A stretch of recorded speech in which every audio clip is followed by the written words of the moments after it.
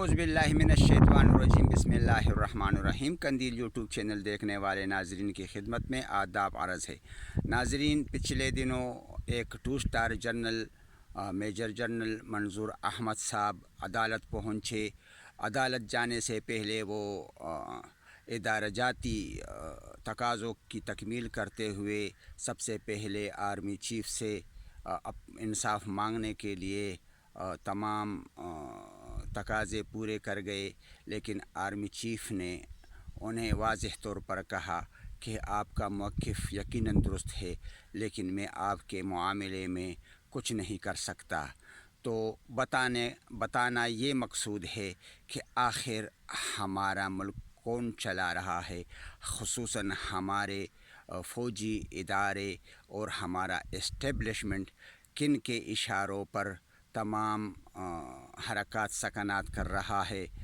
اصل مسئلہ ہمیں جو اس ملک کی تباہی کا سبب بھی ہے یہی درپیش ہے کہ جناب منظور احمد جیسے جرنیل اور اعلیٰ عہدیدار آخر کس کے کہنے پر اور کیوں کر عہدوں سے ہٹا دیے جاتے ہیں۔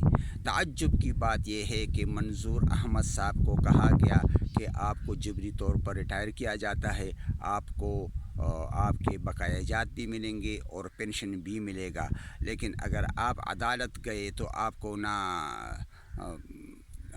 پینشن کی رقم ملے گی اور جو ماہانہ آپ کا پینشن آئے گا وہ بھی بند کر دیا جائے گا۔ اور وہی ہوا جو ذمہ داروں کی طرف سے کہا گیا۔ اصل مقصد یہ ہے کہ آخر یہ لوگ کون ہے، یہ اتنے طاقتور کیوں ہے، اور یہ کیسے جرنیلوں پر اثر انداز ہو جاتے ہیں کہ جن سے کبھی مارشل لاء لگائے جاتے ہیں تو کبھی ان سے جبراً حکومتیں ہٹائی جاتی ہے، کبھی ایکسٹینشن دیا جاتا ہے، جس طرح کے ماضی میں بھی جنرل ایوب کو ایکسٹینشن دیا گیا اور انہیں آرمی چیف بنایا گیا، اور جو سینئر جرنیل تھا انہیں راستے سے ہٹا دیا گیا۔ اس سے پہلے جمہوری حکومتوں کا بھی یہی حشر سے نشر ہوا، اور جناب لیاقت علی خان جو کہ امریکہ کا تازہ دورہ کر کے واپس لوٹے تھے، اسے راولپنڈی میں ایک نوجوان جسے افغانی بتایا گیا اس سے گولی مروا کر قتل کر دیا گیا، بجائے اس کے کہ وہ اس نوجوان کو پکڑا جاتا اسے بھی قتل کر دیا گیا، اور اس کو قتل کرنے والے جو پولیس اہلکار تھے وہ بھی راستے سے ہٹا دیے گئے۔ اس طرح یہاں پر جان بوجھ کر تمام نشانیاں مٹانے کی بھرپور کوشش کی جاتی ہے۔ جتنے بھی حادثات ہوئے، جتنے بھی المیے اس ملک میں رونما ہوئے، جتنے بھی حادثات ہوئے، سب کے نشان مٹا دیے جاتے ہیں۔ آخر یہ طاقتور لابی کس کی ہے اور یہ کس کے اشارے پر تمام حرکات اور سکنات کر رہے ہیں؟ ناظرین، اگر آپ کو تاریخ پاکستان یاد ہو، اور یہ یاد رکھنا بھی چاہیے، جو قومیں اپنے المیے واقعات اور سیاہ کاریاں یاد نہیں رکھتی، تاریخ میں وہ کبھی بھی مقام نہیں بنا سکتی۔ بنگالیوں کا تاریخ ہمارے سامنے ہے، انہوں نے حالات سے لڑ کر 20 لاکھ جانوں کی اور عصمتوں کی قربانی دے کر آج بلند مقام حاصل کیا، اور ہم ذلیل اور خوار اس لیے ہو رہے ہیں کہ ہم نے انہی جرنلوں پر اور اسٹیبلشمنٹ کے ان افسروں پر غیر متزلزل ایمان رکھا ہوا ہے جو اس دین کو، ملک کو تباہ کیے ہوئے ہیں اور امت کو ٹکڑے ٹکڑے کر گئے ہیں، قوم کو مختلف تفرقوں، فرقوں، لسانی انداز میں ٹکڑے ٹکڑے کر کے برباد کر گئے ہیں۔ ہم انہی قوتوں پر ایمان رکھتے ہیں جو ہمیں تباہ کر رہے ہیں، انہیں ہم مسیحا سمجھ رہے ہیں۔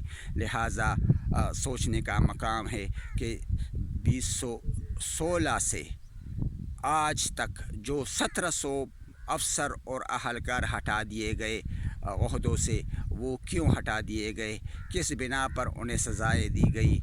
چونکہ ہماری عدالتیں بھی اسٹیبلشمنٹ کے تابع ہیں اور بوٹوں کی آہٹ سے وہ لرز جاتے ہیں۔ لہٰذا ہمیں ان چیزوں کا تدارک کرنا چاہیے۔ نہ ہم سے بنگال الگ ہوتا، نہ شیخ مجیب غدار بنتا، نہ جی ایم سید، نہ خان عبدالغفار خان پر کفر اور غداری کے فتوے لگتے۔ یہ ایک منظم سازش کے تحت سب کچھ کیا جا رہا ہے۔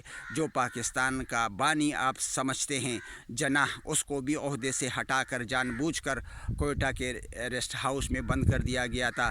تو ناظرین، کب تک آپ لوگ ان واقعات پر سر دھن کر مدہوش رہیں گے؟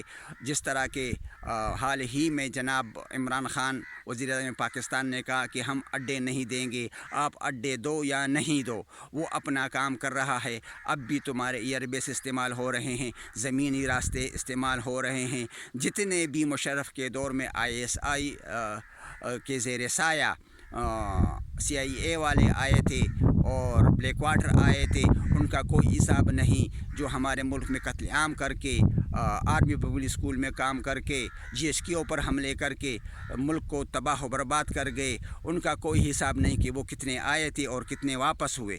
تو ناظرین، کب تک یہ ڈرامے اس ملک میں چلتے رہیں گے؟ کبھی تو ہوش کا ناخن لے کر اس ملک کو سنوارنے کی کوشش کیجئے۔ نہ مہنگائی ہوگی، نہ یہ فرعون آپ لوگوں پر مسلط ہوں گے، اگر آپ لوگوں نے ہمت کر کے اس ملک کی تقدیر بدلنا چاہی۔